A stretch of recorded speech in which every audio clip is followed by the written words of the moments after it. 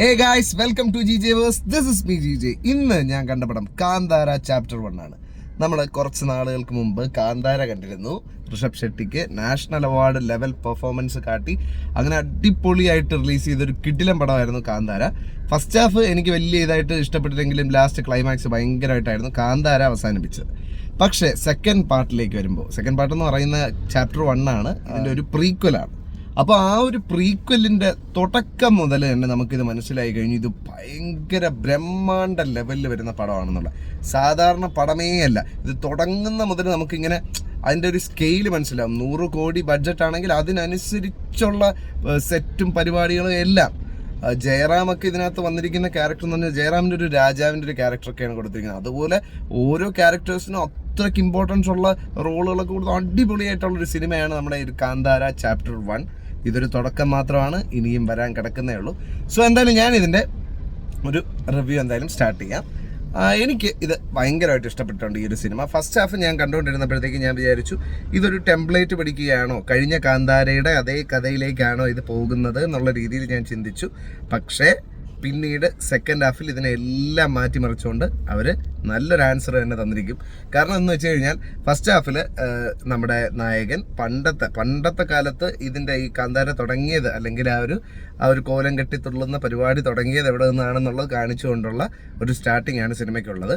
അതിനുശേഷം മെല്ലെ ഓരോ പാർട്ടായിട്ട് ഇങ്ങനെ റിവീൽ ചെയ്ത് കാര്യങ്ങൾ ഇങ്ങനെ റിവീൽ ചെയ്ത് വരും. ചിലതൊക്കെ പടപടേന്ന് പോകും. ആദ്യം കുറച്ച് ഒരു നറേഷൻ പാർട്ടുണ്ട്, അപ്പോഴൊക്കെ ഭയങ്കര സ്പീഡിൽ പോകും. നമ്മൾ വളരെ ശ്രദ്ധിച്ചിരുന്നില്ലെങ്കിൽ പിക്ക് ചെയ്യാൻ പറ്റില്ല. അങ്ങനെ സ്പീഡിൽ പോയി പിന്നീട് ഓരോ ഭാഗങ്ങളായിട്ട് ഇങ്ങനെ ക്ലിയർ ചെയ്ത് അതിനിടയിൽ കൂടെ ആ ഒരു ചെറിയൊരു റൊമാൻസും പരിപാടികളും എല്ലാം കാണിച്ച് പോയിട്ട് പിന്നീട് ഇത് എവിടെയാണ് ചെന്ന് നിൽക്കുന്നത് എന്നുള്ളത് തിയേറ്ററിൽ പോയി തന്നെ കണ്ട് നിങ്ങൾ മനസ്സിലാക്കണം. സത്യം പറയില്ല, ആ ഒരു നരസിംഹം എന്ന് പറഞ്ഞിട്ടൊരു മഹാവതാർ നരസിംഹ എന്ന് പറഞ്ഞിട്ട് ഒരു ആനിമേഷൻ പടം വന്നിരുന്നല്ലോ. അപ്പോൾ ആ ഒരു പടത്തിൽ, ആ ഒരു ആനിമേഷൻ പടത്തിൽ കിട്ടിയ ഇമ്പാക്റ്റിൻ്റെ ഒരു 1000 ഇരട്ടി കിട്ടുന്ന ഒരു സാധനം നമുക്ക് ഈ ഒരു സിനിമ കൊണ്ട് തന്നിട്ടുണ്ട്. ഇതിൻ്റെ ഇൻ്റർവെല്ല് കഴിഞ്ഞിട്ട് അങ്ങോട്ടുള്ള പരിപാടികളെല്ലാം, ഇൻ്റർവെല്ല് വരെ നമ്മൾ വിചാരിക്കും ഇത് ഓക്കെ ഒരു മിഡ് പടമായിരിക്കും എന്നുള്ള രീതിയിൽ നമ്മൾ വിചാരിച്ചിരിക്കും. പക്ഷേ ഇതിൻ്റെ ഇൻ്റർവെല്ല് കഴിഞ്ഞിട്ട് അങ്ങോട്ട് ഈ പടം ഒരു കയറ്റം അങ്ങോട്ട് കയറും മക്കളെ, പിന്നെ തൊടാൻ പറ്റില്ല. അങ്ങനെ അങ്ങോട്ട് കൊളുത്തിയിട്ട് ക്ലൈമാക്സ് ഒക്കെ എത്തുമ്പോഴത്തേക്കും സാറ്റിസ്ഫാക്ഷൻ്റെ പീക്ക് തന്നാണ് ഇത് അവസാനിപ്പിക്കുന്നത്. കഴിഞ്ഞ സിനിമയിൽ ഒന്നുമല്ല, അതിൻ്റെ ഇരട്ടി പരിപാടി ഇവരുടെ കയ്യിലുണ്ട് എന്നുള്ളതാണ് ഋഷഭ് ഷെട്ടി കാണിച്ചു തന്നിരിക്കുന്നത്. അടുത്ത നാഷണൽ അവാർഡും തൂക്കി, അതിന് വേറെ ഡൗട്ടില്ല. അടുത്ത നാഷണൽ അവാർഡ് കൊടുത്തില്ലെങ്കിലാണ് അത്ഭുതം. പിന്നെ നാഷണൽ അവാർഡ് കോമഡിയാണ്, അതുകൊണ്ട് നമുക്കൊന്നും പറയാൻ പറ്റില്ല. പക്ഷെ എന്നാലും നാഷണൽ അവാർഡ് അടുത്തത് ഋഷഭ് ഷെട്ടി ഡിസർവ് ചെയ്യുന്നുണ്ട്. അത്രയ്ക്ക് പെർഫോമൻസ് ഒന്നും പറയാനില്ല.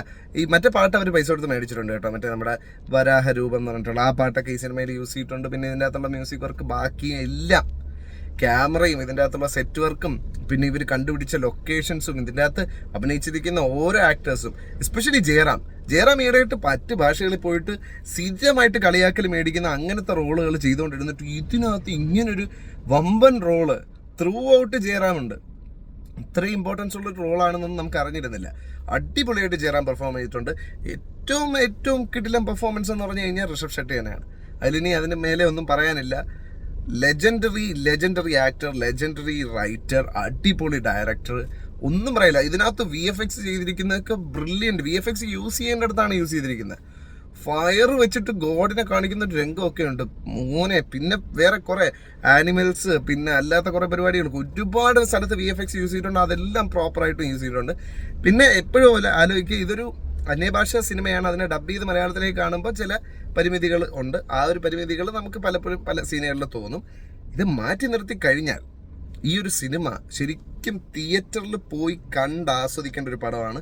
ചില രംഗങ്ങളിലൊക്കെ നമുക്ക് രോമാഞ്ചം വന്നിട്ട് അങ്ങോട്ട് എൻ്റെ പൊന്നെ അങ്ങനെ ഒരു ഫീല് കിട്ടുന്ന ലെവലൊരു പടമാണ്. ഇതിലെനിക്ക് ഒരേ ഒരു കാര്യമേ എനിക്കിതിൽ എന്താ പറയുക, പല കാര്യങ്ങളും സിനിമാറ്റിക് ലിബർട്ടി വെച്ചിട്ട് നമുക്ക് ക്ഷമിക്കാം. സിനിമാറ്റിക് ലിബർട്ടി പ്രകാരം ഇതിൽ പല രംഗങ്ങളിലും നടക്കാൻ സാധ്യതയില്ലാത്ത പലതും കാണിക്കുന്നുണ്ട്, അതൊക്കെ നമുക്ക് വിടാം. പക്ഷേ ഇതിൽ ഒരേ ഒരു കാര്യം, എൻ്റെ ഒരു അഭിപ്രായം എന്ന് പറഞ്ഞാൽ, ഇതിനകത്ത് ഒരു സാധനമുണ്ട്, ഒരു പെർഫെക്റ്റ് ഒരു സാധനം ക്ലൈമാക്സിനോട് അടുത്ത് വരുന്നുണ്ട്. പക്ഷേ അത് സഡനായിട്ട് അങ്ങ് ഡ്രോപ്പ് ചെയ്ത് കളയുന്നുണ്ട്. അതൊന്ന് ഹോൾഡ് ചെയ്തിരുന്നെങ്കിൽ കുറച്ചും കൂടെ ഇമ്പാക്റ്റ് വന്നേനെന്ന് എനിക്ക് തോന്നി. അതെന്തെന്ന് ഇപ്പം പറയാനായിട്ട് എൻ്റെ മനസ്സ് അനുവദിക്കുന്നില്ല. അത് നിങ്ങൾ തിയേറ്ററിൽ കണ്ട് ആസ്വദിക്കുമ്പോഴേ നിങ്ങൾക്ക് മനസ്സിലാവുള്ളൂ. സോ ഇത് മസ്റ്റായിട്ടും എല്ലാവരും എല്ലാവരും ഇത് മസ്റ്റായിട്ടും തിയേറ്ററിൽ പോയി കാണേണ്ട സിനിമയാണ്. കുട്ടികൾ ഉൾപ്പെടെ എല്ലാവർക്കും കാണാൻ പറ്റുന്ന സിനിമയാണ്. ഇതിലങ്ങനെ മോശമായിട്ടുള്ളൊരു രംഗമോ ഒന്നും തന്നെ ഇല്ല.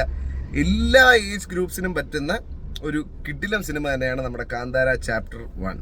ഇത് തുടങ്ങിയിട്ടേ ഉള്ളൂ, ഇനിയും വരാനുണ്ട്. ഇനിയും കുറേ പരിപാടികൾ ഇനി വരാനായിട്ട് കിടക്കുന്നുണ്ട്. അത് ഈ ഒരു റൈറ്ററിൻ്റെ നിന്നും ഈ ഒരു ഡയറക്ടറിൻ്റെ നിന്നും ഈ ഒരു ആക്ടറിൻ്റെ നിന്നും ഈ ഒരു സാധനം ഇനിയും കാണാനായിട്ട് നമ്മളെല്ലാവരും കൊതിച്ചുകൊണ്ടേയിരിക്കുകയാണ്. സോ അത്തരത്തിൽ ആ ഒരു കൊതി തോന്നിപ്പിക്കുന്ന രീതിയിലുള്ള പെർഫോമൻസ് ആണ് നമ്മുടെ ഈ ഒരു സിനിമയിലും കാഴ്ചവെച്ചിരിക്കുന്നത്. പിന്നെ കാന്താര അറിയാലോ, ഫസ്റ്റ് പാർട്ടിൻ്റെ കഥയിൽ നിന്ന് അത് എവിടെ നിന്നാണ് തുടങ്ങിയെന്നുള്ളതാണ് ഇതിനകത്ത് റിവീൽ ചെയ്യുന്നത്. സോ ആ ഒരു റിവലേഷൻ കഴിയുന്നതോടെ ഇതങ്ങ് കഴിയും. അല്ല ഒരുപാട് എന്താ പറയുക, ഇനി അങ്ങോട്ട് ഭയങ്കര ട്വിസ്റ്റ് ടേൺ അങ്ങനെയൊന്നുമില്ല. ഇത് ഭയങ്കര ഡയറക്റ്റ് കഥയാണ്, എന്നാലും ചെറിയ ട്വിസ്റ്റും ടേണൊക്കെ ഉണ്ട്, നമ്മളെ ഒന്ന് ഞെട്ടിപ്പിക്കുന്ന പരിപാടികളൊക്കെ ഉണ്ട്. മൊത്തത്തിൽ എനിക്ക് ഭയങ്കര സാറ്റിസ്ഫാക്ഷൻ തന്ന സിനിമയാണ്. നിങ്ങളെല്ലാവരും തിയേറ്ററിൽ പോയി കണ്ടു നോക്കുക. ഇത് എന്തായാലും നിങ്ങൾക്ക് ഇഷ്ടപ്പെടും. ഇത് ഇഷ്ടപ്പെടാതിരിക്കാൻ ഒരു സാധ്യതയില്ല. എന്തായാലും നിങ്ങൾക്ക് ഇഷ്ടപ്പെടും. ഞാനിത് കാണാൻ വേണ്ടി മെനക്കെട്ട് വന്നതാണ്. രാവിലെ 6:30 ഷോ. എനിക്ക് ഭയങ്കരമായിട്ട് അതിന് സാറ്റിസ്ഫാക്ഷനും കിട്ടി.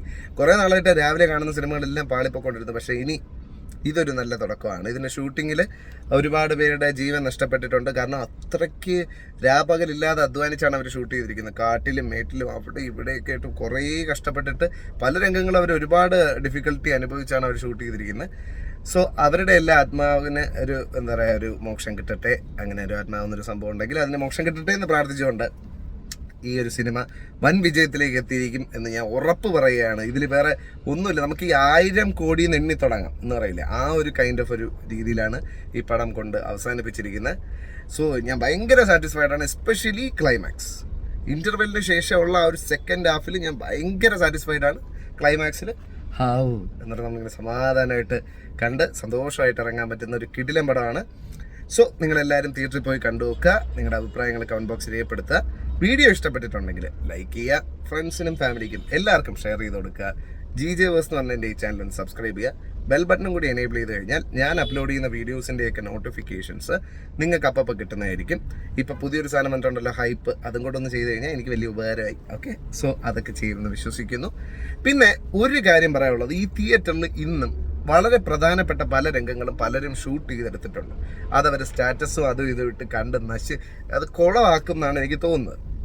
അത്തരത്തിൽ അങ്ങനെ ഒരു സിനിമയുടെ ആ ഒരു കഥാതന്തുവിനെ മെയിനായിട്ട് കാണിക്കേണ്ട, അല്ലെങ്കിൽ അതിൽ ഏറ്റവും ഇമ്പോർട്ടൻസ് ആയിട്ടുള്ള രംഗങ്ങളെ ഇങ്ങനെ മൊബൈലിൽ ഷൂട്ട് ചെയ്ത് അതിനെ ക്വാളിറ്റി കുറഞ്ഞ ഇതിൽ സ്റ്റാറ്റസ് ഇട്ട് എല്ലാവരിലോട്ടും എത്തിച്ചു കഴിഞ്ഞാൽ ബാക്കിയുള്ളവർക്ക് സിനിമ തിയേറ്ററിൽ പോയി കണ്ട് എക്സ്പീരിയൻസ് ചെയ്യുന്നതിന് മുമ്പേ അത് സ്പോയിലായി പോകും. അത്തരത്തിൽ സ്പോയിലേഴ്സ് എടുക്കുന്നവരോട് ഒന്നേ പറയാനുള്ളൂ, നിങ്ങൾ ഇത്തരം പരിപാടികൾ ഇനി ചെയ്യരുത്. കാരണം എന്ന് വെച്ചാൽ അതിൽ നിങ്ങൾക്ക് എന്ത് ലാഭം കിട്ടിയാലും ഈ സിനിമ എടുക്കുന്നവർ എന്തോരം കഷ്ടപ്പെട്ടിട്ടാണ് ആ സിനിമ എടുക്കുന്നത്. അപ്പോൾ ആ ഒരു രംഗം എന്താണെന്ന് നേരത്തെ കൊണ്ട് കാണിച്ചു കൊടുത്തു കഴിഞ്ഞാൽ പലരും സ്പോയിലായി, ഇനി തിയേറ്ററിൽ പോയി കാണണ്ട എന്ന് തീരുമാനിച്ചോളെ. സോ അത്തരം തീരുമാനങ്ങളിലൊക്കെ ഒന്നും എത്തിക്കാതെ ദയവ് ചെയ്ത് ആർക്കും ഒരു സിനിമയുടെ അനുഭവങ്ങൾ സ്പോയിൽ ചെയ്ത് കൊടുക്കാതിരിക്കുക. ഇത്രയും പറഞ്ഞുകൊണ്ട് ഞാൻ വീഡിയോ അവസാനിപ്പിക്കുന്നു. വീഡിയോ കുറച്ച് നീണ്ടുപോയെന്നറിയാം. എല്ലാവരും കാന്താര പോയി കാണുക. മറ്റൊരു വീഡിയോ കാണാം. ബൈ.